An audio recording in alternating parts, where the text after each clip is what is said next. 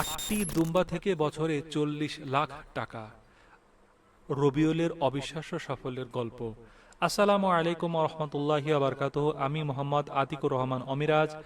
আজ আপনাদের একটি ব্যবসায়িক গল্প শেয়ার করব আপনাদের সাথে।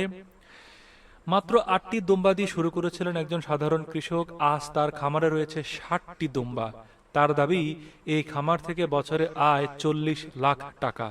কিন্তু প্রশ্ন হলো, বাংলাদেশের মাটিতে মরুভূমির প্রাণী দুম্বা পালন করে কিভাবে এত বড় সাফল্য পেলেন নীলফামারীর রবিউল ইসলাম? আর সবচেয়ে অবাক করা বিষয়, তিনি কিন্তু শুরুতেই বড় কোনো বিনিয়োগ করেননি। চলুন শুরু করি সেই গল্পটা। নীলফামারী সৈয়দপুর উপজেলার বোতলাগাড়ি ইউনিয়নের কাঠারিপাড়া গ্রামের বাসিন্দা রবিউল ইসলাম। বয়স 54। পৈতৃক কিছু জমি ছিল, সেই জমিতে বড় ভাই রেজাউলের সঙ্গে চাষবাস করতেন। কিন্তু কৃষিকাজে কাঙ্ক্ষিত সাফল্য আসছিল না। অন্যদিকে বড় ভাই রেজাউল তখন সৌদি আরবে। সেখান থেকে তিনি একদিন ছোট ভাই রবিউলকে দিলেন এক অভূত পরামর্শ: দুম্বা পালন করুন। 2022 সালে দেশে ফিরে রেজাউল সংগ্রহ করেন 2টি দুম্বা।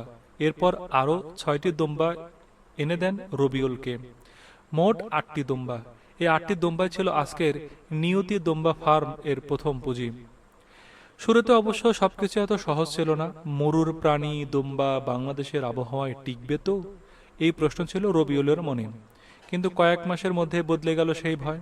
রবিউল জানান, তার খামারে থাকা টার্কি ও আসি জাতের দুম্বাগুলো এখনকার আবহাওয়ার সঙ্গে ধীরে ধীরে মানিয়ে নিয়েছে। আর সবচেয়ে বড় সুবিধা, এদের প্রজনন ক্ষমতা ভালো। বছরে 2 বার পর্যন্ত বাচ্চা দেওয়ার কারণে অল্প সময়ের মধ্যেই বাড়তে থাকে খামারে দুম্বার সংখ্যা। মাত্র 2 বছরের মধ্যে 8টি থেকে সংখ্যা গিয়ে দাঁড়িয়েছে 65-তে। এবার রবিউল বুঝলেন, এটা শুধু শখ নয়, এটা হতে পারে বড় একটি ব্যবসা। রবিউলের খামারে ঢুকলে চোখে পড়ে একটি বিশেষ বিষয়। মেঝেটা সাধারণ নয়, কাঠের পাটাতনের মাঝে রাখা হয়েছে ছোট ছোট ফাঁক। ফলে দুম্বার মলমূত্র নিচে পড়ে যায়, অর্থাৎ পরিচ্ছন্নতা বজায় রাখা সহজ আর শ্রমও তুলনামূলক কম। দুম্বার খাবারেও নেই খুব বেশি বাড়তি ঝামেলা। কচি ঘাসের পাশাপাশি দেয়া হয় খৈল, ভুসি, খড়, চিটাগুড়ের ভেজানো সাইলেজ। আর এই খাবারগুলো বেশ ভালোভাবে বেড়ে উঠছে দুম্বারগুলো। রবিউলের মতে, দুম্বা পালনে খাবার ও পরিচর্যা খরচ তুলনামূলক কম, আর এখানেই লুকিয়ে আছে ব্যবসাটার বড় সম্ভাবনা।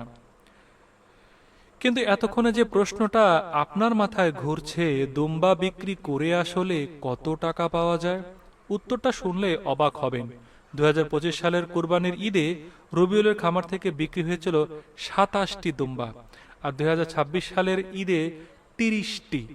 এক একটি দুম্বার দাম 80,000 টাকা থেকে শুরু করে 2.5 লাখ টাকা পর্যন্ত, ওজন 50 থেকে 80 কেজি পর্যন্ত। আর কুরবানির ঈদ ছাড়াও সারা বছরই চলে বিক্রি। ঢাকা ও বিভিন্ন বিভাগীয় শহর থেকে পাইকাররা আসেন দুম্বা কিনতে। কেউ মাংসের জন্য, কেউ আবার নতুন করে খামার করার জন্য দুম্বা সংগ্রহ করে থাকেন। শুধু জীবিত দুম্বা বিক্রি করে থেমে নেই রবিউল। স্থানীয় মানুষের চাহিদা থাকায় দুম্বা জবাই করে মাংস বিক্রি করেন তিনি। প্রতি কেজি মাংসের দাম 3,000 টাকা।